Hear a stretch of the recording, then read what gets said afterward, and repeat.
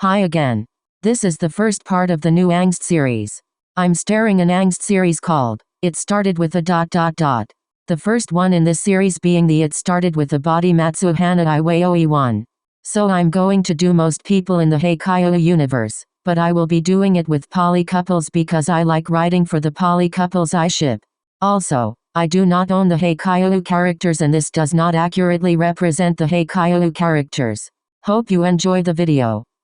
At the Miya household, Suna and Komori were looking on a laptop, studying a recent volleyball match they were in. Osamu and Akagi were in the kitchen, Osamu making lunch while Akagi was baking a dessert. Sakuatsu was sitting on the couch watching stuff on his phone. Lunch in 5 minutes. We're busy. Yeah, we still have 15 minutes on the video. Lunch in 10 minutes. How? Compromise. But. Compromise. Okay then.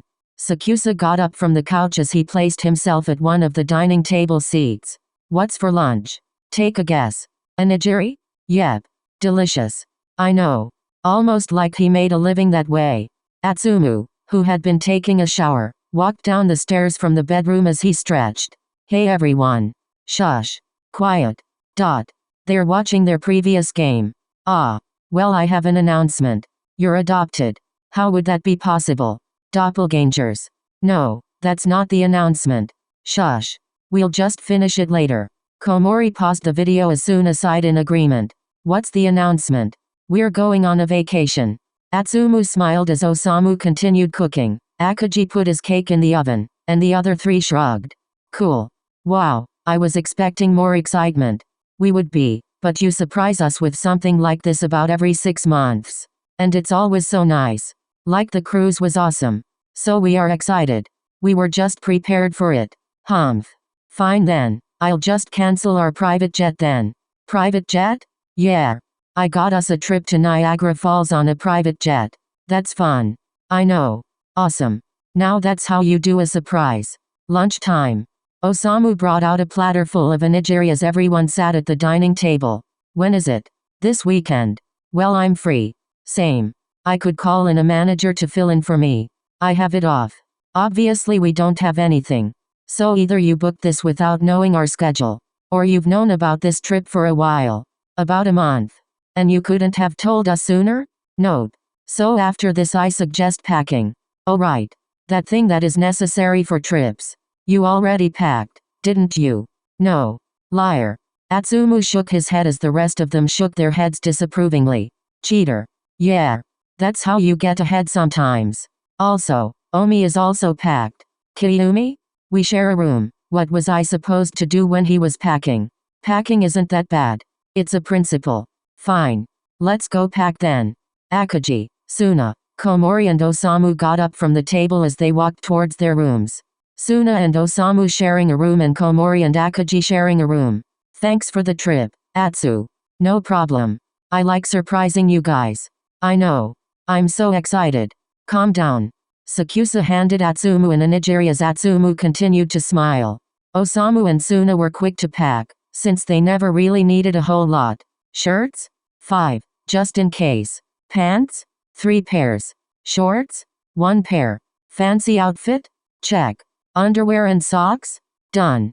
Toiletries? Packing in my suitcase. Emergency supplies? Packing in your suitcase. Cool, we're done. Yeah. We've really got this down. Yeah. Suna and Osamu sat on the bed together. A private jet. Yep. Insane. Yep. Akagi and Komori were a bit more disorganized. So shirts and pants and toiletries will go in my suitcase. Sure. Then shorts, dress clothes, and underwear will go in mine. Makes sense. Yeah. Makes more room and sense in my mind. Yeah. I feel like we just did a big-brained move. Right? The two continued to pack crazily as they talked. It's so weird to think that this is our life. What? Dating 5 and 4 people respectively? No. Insane trips like this at least once a year. I know. But it's becoming normal. If it makes Atsumu happy to do this, then I'm happy to receive it. Fair. Friday afternoon. The group had made it to the airway and onto the jet. Barely in time, but on time nonetheless. I swear you didn't need to bring lunch. But I like my food. Me too. I think I'd prefer his food over this food any day. Fine. Only because I agree as well. The jet had a couch at the back of the plane, which Sakusa and Osamu took to start eating. It had a 4-seater set of seats, 2 on one side and 2 on the other side facing each other, which Atsumu and Komori took, since it had plugins for their devices. Suna took an only seat near the front of the plane as Akagi sat himself on a 2-seater that was a little bit behind Suna's seat on the opposite side. They put their luggage above themselves so that they could grab what they needed when they needed. Oh, we're taking off. This is a really nice plane, right? I'm gonna try and go to sleep, so don't bother me. I could poke you. Don't. I could though. Michi. Akagi poked Suna as Suna quickly grabbed his hand. I woke up early today, so attack me again and lose a hand. Hey Moto. Yeah? You wanna play war? What's war? Atsumu brought out a deck of cards as Komori smiled. I'm horrible at card games, but sure. It's mostly about luck. That sounds better. Osamu and Sakusa were eating some of the food Osamu prepared as Osamu laid on Sakusa's lap. Shouldn't we have seat belts? Probably. But it's private. If we get hurt it's our faults. Fair. The food's delicious. As always? As always. Can you actually teach me how to cook some of this stuff? Yeah. It's pretty easy. Cool. Suna had fallen asleep since he distracted Akagi with a movie. Atsumu and Komori were continuing to play war, current scores being 1-1, and Osamu and Sakusa just chatted until Osamu had also fallen asleep. Ha! I win again. I told you I was bad at card games. Shush. Shush. Some people are trying to sleep. Yeah. Fine. Look.